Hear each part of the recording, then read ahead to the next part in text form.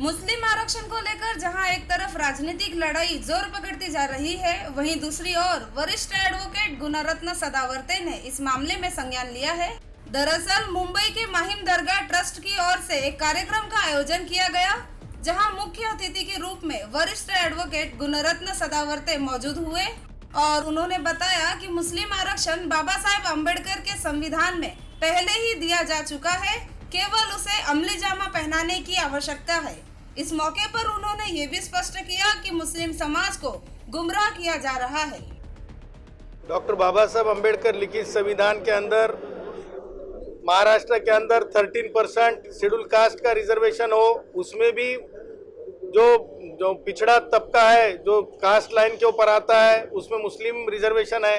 Schedule tribe में भी मुस्लिम reservation है और उसी के साथ ओबीसी की रिजर्वेशन में भी मुस्लिम रिजर्वेशन आता है। मेरा ये कहना और मानना है कि एफिनिटी टेस्ट खाली मुस्लिमों को उस लाइन में बतानी है। ये एक सियासती साजिश है कि मुसलमानों को 5% आरक्षण में बांध देना और बाकी आरक्षण से उनको निष्कासित करना, ये बड़ी साजिश है। ये मुस्लिम समाज समझ जाएंगे और मुस्लिम समाज के अंदर जब ये मैसेज जाएगा कि हम आरक्षण के लाभधारक है, ये आरक्षण संवैधानिक आरक्षण है, मैं ये समझता हूँ कि इसी तरह से हल हो सकता है। मराठों के बराबरी का लड़ाई लड़ने का मुस्लिम रिजर्वेशन के लिए ज़रूरत नहीं है। जो समाज ऑलरेडी रिजर्वेशन के लिए पात्र है, जो लाभधारक बन सकता है, खाली एफिनिटी टेस्ट यानी तुम उस तरह के गरीबी रेशा में है क्या, इतना ही देना है। और जो कि शेड्यूल कास्ट कमीशन हो, शेड्यूल ट्राइब कमीशन हो या ओबीसी के लिए बना कमीशन हो, ये कॉन्स्टिट्यूशनली पावर्ड कमीशंस है। ये कमीशन के तहत मुसलमानों को आरक्षण मिल सकता है।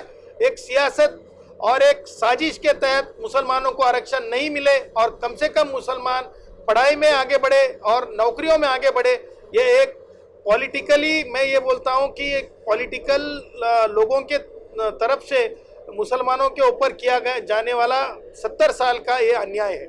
मुख्य तौर के ऊपर सरकार से ये गुजारिश करनी होगी कि जो कास्ट स्क्रूटिनी कमेटीज होते हैं, जो 92 के जजमेंट के बाद, सुप्रीम कोर्ट के जजमेंट के बाद हर राज्य में स्थापित हुई है, वो कास्ट स्क्रूटिनी कमेटी से अनुग्रह करना होगा।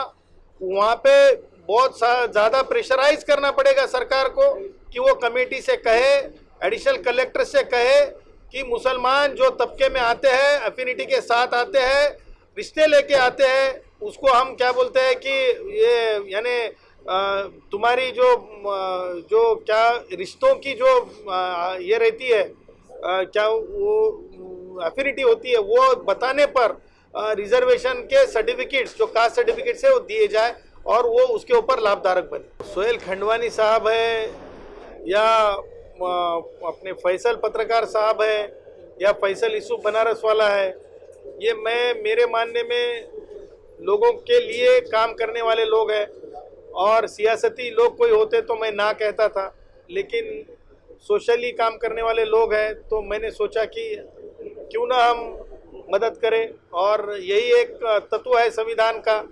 जिस तरह से दरगाह शरीफ के सामने संविधान का प्रियम्बल लगा है, तो वो माने तो मैं ये समझता हूँ कि मेरी एक जिम्मेदारी है मुस्लिम भाइयों के लिए मदद करने की।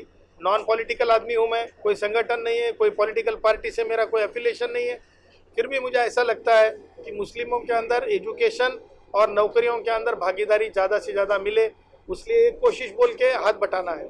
मैं एक बात आपके ज़रिए कहना चाहता हूँ मुस्लिम युवाओं को कि जहाँ पर भी पॉलिटिकल लीडरशिप है, उन लीडर से ये कहे कि प्रेशर बनाए सरकार के पास। कास्ट स्क्रूटिनी कमेटी नाम की कमेटी होती है और एडिशनल कलेक्टर नाम का एक पोस्ट होता है, वहाँ पर एप्लीकेशन करने पर मुसलमानों को सर्टिफिकेट देने में कोई दिक्कत ना आए और एफिनिटी टेस्ट के अंदर मदद करें।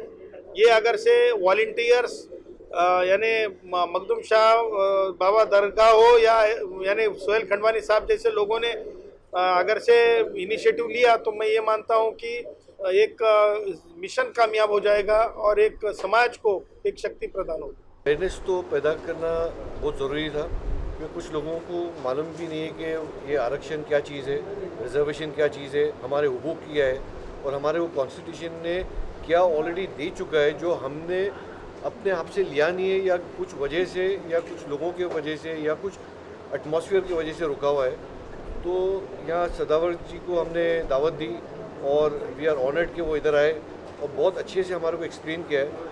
और माहिम दरगाह, जैसा कि आप जानते हैं, माहिम दरगाह, हाजिली दरगाह एक प्लेटफॉर्म है ह्यूमैनिटी का। तो कोई भी चीज़ जो है हर कम्युनिटी के लिए, रादर सोसाइटी एट लार्ज के लिए उठती है। तो ये एक मुस्लिम का भी कॉज था, तो हमने बोले कि ये लेके चले आगे और बहुत अच्छी तरह से ये हुआ है और उस पर अभी आगे गौर करेंगे कि लीगली इसको आगे कैसा बढ़ना। माहिम दरगाह और हाजिली दरगाह उसमें बिलीव नहीं करती कि हम मोर्चा निकाले या कुछ करें। हमारा जब कॉन्स्टिट्यूशन जो राइट है हमारा, जो उसके ऊपर हम डायरेक्टली हम हाईएस्ट अथॉरिटी के पास जाएंगे और वहाँ से बात करेंगे। Because with due respect I would say कि जो हमारे अहदेदारान जो बैठे हुए हैं उनका एप्लीकेशन ऑफ माइंड नहीं है। With due respect I am saying again, तो लोगों को ये बताना चाहते हैं हम कि नहीं, ये चीज़ हमारी हो सकती है, उच्च न्यायालय से हो सकती है और हमारे को कोई चीज़ ऐसा नहीं है कि जो हमारी नहीं है वो हम मांग रहे, जो ऑलरेडी हमारे लिए रिजर्व्ड है उसको हमारे को खाली लेना है। माहिम दरगाह के साथ में लगभग 70 से 80% महाराष्ट्र में मदरसा, मस्जिद, कब्रस्तान और दरगाहें जुड़ी हुई है, क्योंकि हमारे एक बोर्ड मेंबर यहाँ वक़फ़ बोर्ड पे भी है। तो वो हिसाब से हर एक का एक रिप्रेजेंटेशन भी आया, उनको भी एक नॉलेज मिली इधर। और आगे का इम्प्लीमेंटेशन हमारी लॉयर्स की टीम बैठेंगी जिसमें सदावरकर जी जो है अपना ओपिनियन देंगे और आगे कैसा लेके जाना है। तो लीगली, टेक्निकली सब देखते हुए हम आगे बढ़ेंगे।